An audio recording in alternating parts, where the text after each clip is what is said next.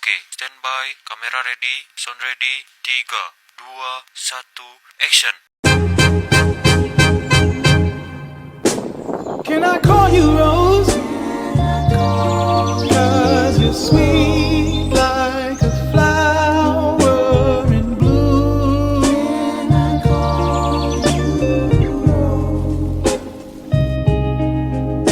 Can I call you Rose?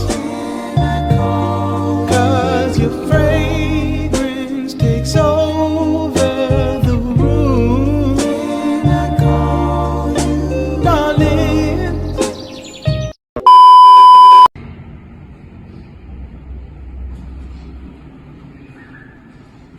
Hai, nama saya Sarena Nabila.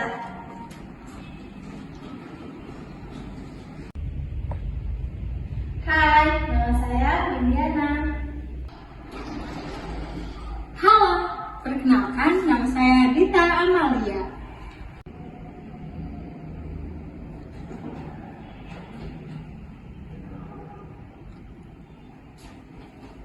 Hai, nama saya Yani Agustin. Saya dan kelompok saya akan menjelaskan salah satu contoh kasus audit internal dari PT Perkebunan Nusantara 9. Tapi sebelum itu, kalian tahu nggak audit internal itu apa? Audit internal adalah proses pemeriksaan, evaluasi, dan pengawasan yang dilakukan oleh khusus di suatu organisasi atau perusahaan terhadap seluruh aktivitas, catatan akuntansi, dan laporan akuntansi, serta kebijakan terhadap internal. PT Perkebunan Nusantara 9 adalah BUMN agribisnis yang masuk holding PT Perkebunan 3, seperti perusahaan publik lainnya. PT Perkebunan Nusantara 9 wajib mematuhi prinsip akuntabilitas, transparansi, dan good corporate.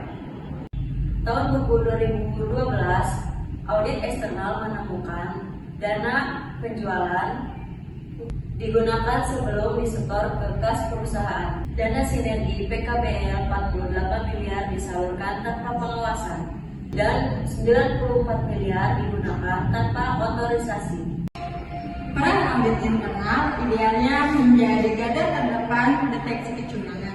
Namun di kasus PT Perkebunan Nusantara 9, audit internal kurang efektif mendeteksi ketidaksesuaian. Tidak ada laporan ini kepada komisaris. Pada tahun 2022,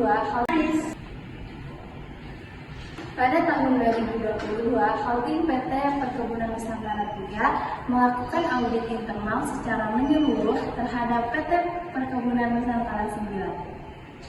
Untuk periode tahun 2020 sampai 2022, metode audit yang digunakan mencakupi yaitu yang pertama, observasi lapangan, yang kedua, verifikasi laporan keuangan dan operasional, yang ketiga, wawancara staf dan manajemen.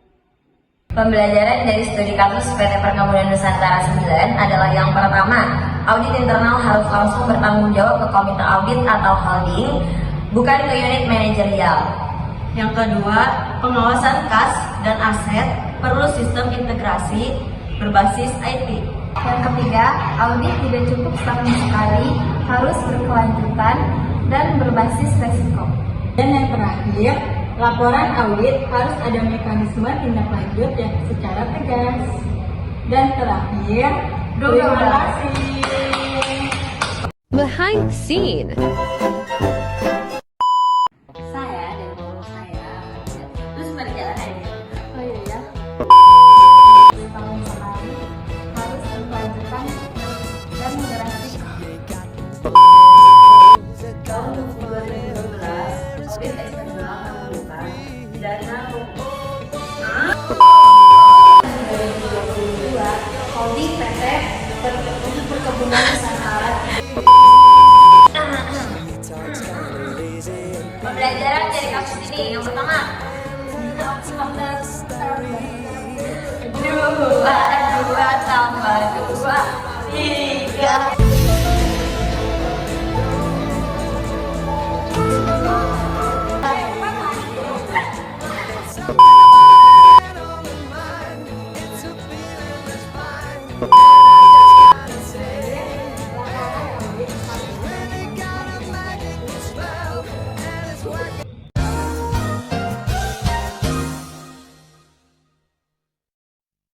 for a